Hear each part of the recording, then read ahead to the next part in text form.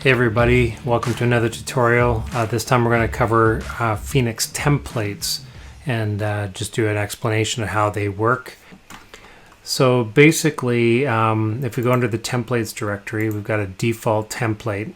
A lot of the overall look and feel of the website has been migrated into this area from where it used to exist in earlier versions. If we go under templates default includes components, we're going to find some of the different areas that are reutilized throughout the core.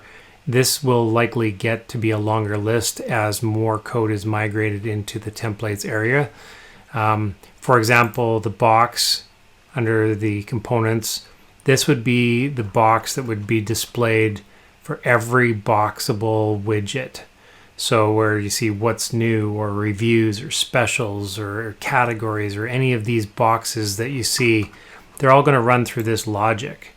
So if I was to go in and actually add something in here like test and save that and go back here, I would see test show up everywhere that there's a box, that box model module that's being utilized. So if you needed to make changes to any of this stuff, it's very powerful to get into the template and make your changes. Now, one thing I want to say right off the start, the default template is considered to be part of the core. You should never edit files, in my opinion, in the default templates directory. That's where the override template comes in, or if you want to create your own template, that's where it comes in. So we're basically going to dive right into switching over to the override template. So if I go into the admin and go into my store and look down to the template selection and edit that, we're going to set that to override. Now what that does, it doesn't change the look and feel at all of your website as long as you haven't done anything to that override template. It really doesn't change anything. What it does do is if a file exists inside the override template, it is loaded instead of the same file that's in the default directory. So let's just go back to our example there that we had with the box. If I note the directory, so we're templates default includes components box. If I go to override includes, and I create a new folder, I call it components, and then I create a box.php file in here, and actually I could just copy the old one into here, so it's exactly the same. And now if I go do my test again, and I'll just put something unique in there so that we know that it's pulling from there. You'll see that it's pulling in my changes. That's only because I have my own box PHP file under components, so it's ignoring altogether the default box. What this lets me do is anything I want to change, as long as I put it in the correct place, correct folder with the correct file name, it can replace the core files without having to make any core changes. It's extremely powerful to be able to modify your store this way, and that way if an update comes out, you can upload everything and not worry about overriding any of your template files. One thing to keep in mind, it is possible if over time your box version becomes extremely out of date from what is expected to be there for Phoenix, that your box does create some problems. But all you would have to do is review the latest version of the box PHP file and alter your own file to fulfill whatever it is that is required to do at that future version. So this allows you to create extremely in-depth functionality. Another good example that I'll just show you is, say for example, we wanted to allow versioning of our style sheets. Currently, if we go under the hooks and go to site-wide, I can see style sheets, and if I open this up, It's a great file, but the problem is if I make changes to user.css, the problem is that it's going to automatically cache that the way it's written. So unfortunately, I might have to hold shift down and refresh, and all my customers would have to do the same thing. It'd be much nicer if I had that so that I could change that version number if I'm doing any sort of stylistic changes. So if we just go under our our override template, and if I create a hooks folder and then a shop folder and then a site-wide folder, upper and lower does matter, just make sure you're paying attention to that, capital W in there. So if I just copy the style sheet across,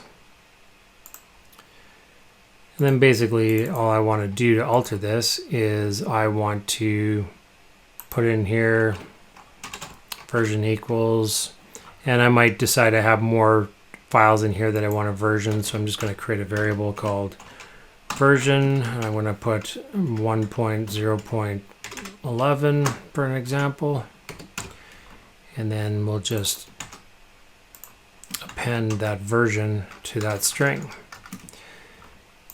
So now, because I put this under my overrides directory, it's going to load in. You'll notice here that the template file is going to load template selection of user.css. If that CSS file doesn't exist, then it's going to ignore this. So we'll just copy our user CSS file over and place it in the static directory. Again, that way we're not worried about core changes. So we'll just go in here and I'll put something like body background.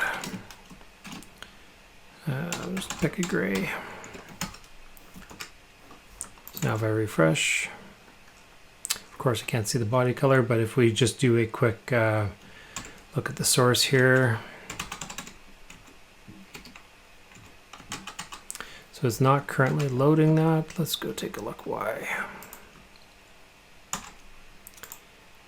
Static user.css.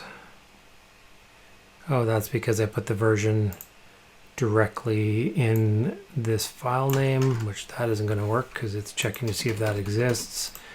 We're going to actually add that here and put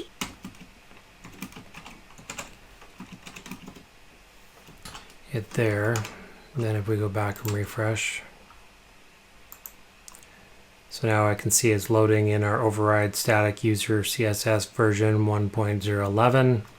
So now if I refresh this, I get the dark gray or the light gray background.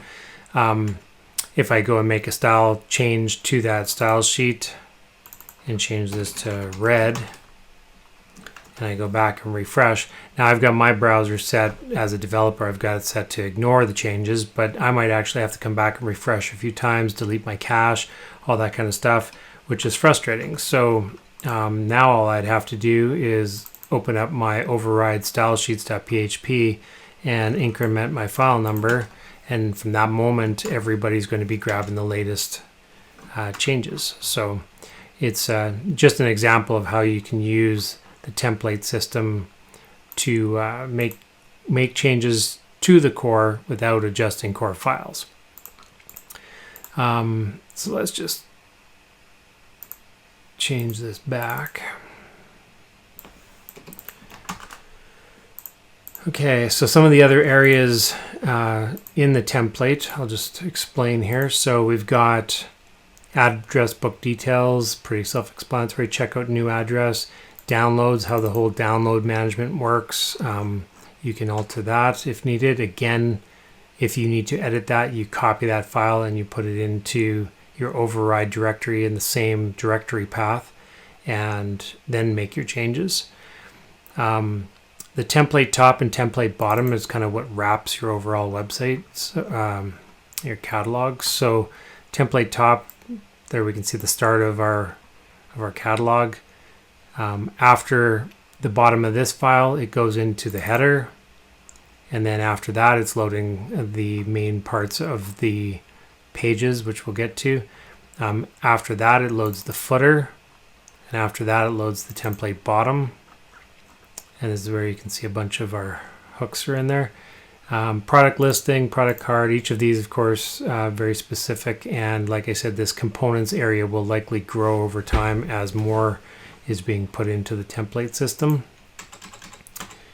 If we go under the ext, this is typically where I put JavaScript and different files that are required that aren't part of our main libraries. Hooks are all located under here.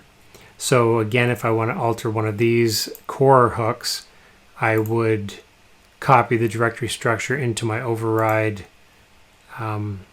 includes hooks and make the changes required. And again, that way when we get a updated version of Phoenix that updates the default, it's not going to override any changes that we've made because we've made them all in the override template. If we go under pages, here we find each and every page of our site. So, you can go into index, you can see exactly how it's coded to work. If you wanted to make a change to this file for some reason, add your own hook call or anything like that, you could do that, but you're going to copy that, put it into the override includes pages index.php file, and then that one would be loaded in place of this one. So again, the override just overrides the default template. Now to create your own template is pretty simple. Let's say you wanted to create a number of templates. You want a Christmas template, you want an Easter template, you want different templates for whatever reason. You can actually just copy this entire directory of override, and we could call this, I'll just call it zipper, and we'll save that. Now the only thing you have to do to make this work is under the includes directory, there's a template file. You need to open that template.php, and you need to replace every occurrence of override to zipper in this case. So as long as you replace it with the appropriate spelling and punctuation as your template name, everything will work fine. So if I replace all of these, now if I was to go over to our administration panel, template selection, and change it to the zipper template and save that, refresh. So now I'm actually loading instead of the override, which override is basically just a name. I know it implies that it overrides the default, but the name is not what causes it to override it. It's the fact that it's activated. You still have to go into the administration side and choose that template, and it will then be the default template, and any files that are sitting inside of it will override the default template. In this case, I've created a zipper template. I've set that as my template in the administration area, so I can see that I've got my template selected as zipper. So it essentially works the same way we were just covering a minute ago. Any file that I want to replace in the directory structure, I simply put that into the same directory structure inside my template, and it takes precedence over anything that was in the default template. So this really allows you to, edit any file that you need to without altering the core. You simply just copy it into your own template in the same place and alter it as needed. And very, very powerful. You can scale it pretty quickly. I can see where in the future there'll likely be templates you can choose that give you quite a different theme, look, and everything once people kind of catch on to how easy it is to make these changes. So one thing I'm just going to touch on, again, if you go over to phoenixcart.org, go into the forum and click on GoPro here and give this a read. Good idea if you're using Phoenix for any real reason to run your business, or if you rely on it in any way, take the plunge and go pro. The more support that the Phoenix group can get, the better off the product will be, and the more supported it'll be. So I highly recommend that you do that. Again, subscribe to the channel if you haven't already. I'm just going to have a quick look back through the templates area. I'll be doing a bunch of videos here coming up talking in depth about creating modules and hooks of all kinds. So if you have ideas, leave them in the comment section. I'd be happy to hear what you guys have for ideas. And with that, until next time.